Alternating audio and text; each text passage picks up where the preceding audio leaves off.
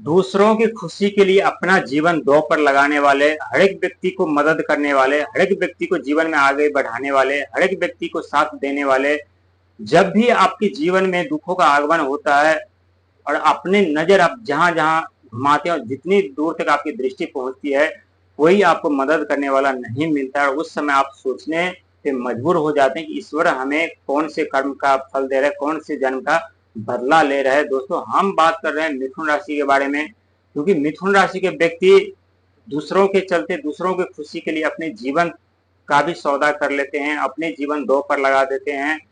और जब आपके जीवन में दुखों का आगमन होता है तो कोई मदद करने वाला आपको नहीं मिलता है। और ये दोस्तों 100% सच है, तो कमेंट्स में जरूर बताइएगा। देखिए, हम कुछ ऐसे ही रहस्य पर्दा उठाने जा रहे हैं जो आपके जीवन में, आपके भाग में, आपके भविष्य में दुख तो आने वाला नहीं था, लेकिन अचानक से दुखों ने दस्तक दिया। इसका मेन कारण क्या है और किस वजह से आपके जीवन में दुखों का आगमन हुआ, इस रहस्य के बारे में दोस्तों हम बताएंगे। क्योंकि कुंभ राशि और मिथुन राशि का संबंध बहुत ही गहरा है। जब जब कुंभ राशि के ऊपर किसी भी शनि ग्रह की अशुभ दृष्टि पड़ती है, चाहे वो राहु हो, चाहे शनि हो, चाहे केतु हो, चाहे गुरु हो, तब तब मिथुन राशि के ऊपर भी संकट समस्या उत्पन्न हो जाते हैं। जैसे कि 2023 में शनि की 7.5 कुंभ राशि के ऊपर आरंभ हुआ, तो वहीं मिथुन राशि की जीवन पे प्रतिबंध लग गए। उनके सुख, वैभव, धन दौलत, बिजनेस, व्यापार, कैरियर, नौकरी, हर एक चीज जल करके समाप्त हो गए। दर दर ठोकर खाने, भटकने पे मजबूर हो गए। जो अपने थे वही शत्रु बन गए। और जिसके ऊपर आप आंख बंद करके भरोसा करते थे, वही व्यक्ति आपके भावनाओं के साथ खिलवाड़ करने लगे और आपकी प्राइवेसी बातों को दूसरों तक पहुंचाने लगे और दुनिया आपके दुश्मन बन गए। और वही दुनिया आपको अपने उंगली पर नचाने पे मजबूर हो गए। लेकिन दोस्तों, चिंता करने की जरूरत नहीं है।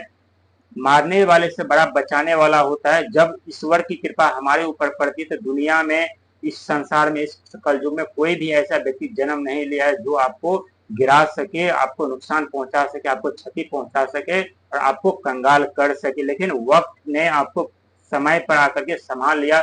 यदि इस समय, यदि वक्त और समय आपको नहीं संभालता, तो आने वाले 2 से 4 साल के बाद अपने जीवन में आप आगे नहीं बढ़ पाते, आप सफलता नहीं पाते, आप कामयाब नहीं हो पाते और दिन प्रतिदिन आप ऐसे स्थिति में चले जाते जहां से रिकवर करना, वापसी करना मुश्किल था। इसीलिए दोस्तों कहते हैं, हमेशा खुद पे विश्वास और ईश्वर पे विश्वास रखना चाहिए, क्योंकि एकमात्र ईश्वर ही होते हैं जो हमारे दुख और सुख में हमारे साथ खड़े होते हैं। लेकिन दोस्तों, अभी देवगुरु बृहस्पति यानी आपके घर में विराजमान थे, लेकिन वहां से आपको सुफल सुप्रदान नहीं दे पा रहे थे। और क्यों नहीं दे पाते ये भी हम बताएंगे। क्योंकि देवगुरु बृहस्पति की दृष्टि गंगा जल के तरफ पवित्र होते हैं। जिस भी स्थान पे पड़ जाए उस स्थान को शुद्ध और पवित्र कर देते हैं। चाहे वहां पे कितनी भी गंदगी क्यों ना पड़े, कितनी भी वो स्थान अपवित्र क्यों ना हो, कितनी भी बुरी शक्तियां उस स्थान को अपने दृष्टि में फंसाकर क्यों न रखे हो, लेकिन अब देवगुरु बृहस्पति यानी आपके दूसरे घर में आ रहे हैं, दूसरे घर में उनका आगमन हो रहा है। और दूसरा घर किसका होता है?